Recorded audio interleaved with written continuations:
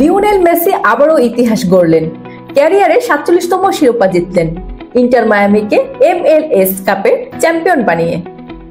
Messi শুধু নিজের ক্যারিয়ারের নতুন অধ্যায় উন্মোচন করলেন না, বরং দীর্ঘদিনের বন্ধু ও সতীর্থ জর্দি আলবা ও সেহেরিওর বিদায়কে আরো স্মরণীয় করে তুললেন। মেসি বলেন, তারা ইতিহাসের সেরা খেলোয়াড়দের মধ্যে থাকবেন। এই জয় মায়াবির জন্য একটি স্মরণীয় মুহূর্ত হয়ে রইল। ২০২৩ সালে MLS এ যোগদানের পর থেকে মেসির একটাই লক্ষ্য ছিল MLS কাপ জেতা। ৩ বছরের অপেক্ষার পর অবশেষে তার স্বপ্ন পূরণ হলো।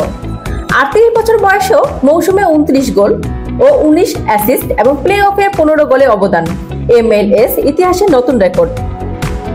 ২০২৩ সালে MLS এ যোগদানের পর থেকে মেসির একটাই লক্ষ্য ছিল MLS কাপ জেতা।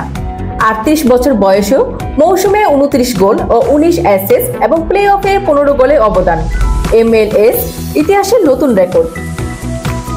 মেসির নেতৃত্বে ইন্টার মায়ামি তাদের ইতিহাসের প্রথম MLS কাপ জিতল। এই জয়ের মাধ্যমে ক্লাবের ১৬তম শিরোপা অর্জিত হলো এবং মেসি আবারও ফুটবলার মহারাজের হিসেবে নিজেকে প্রমাণ করলেন।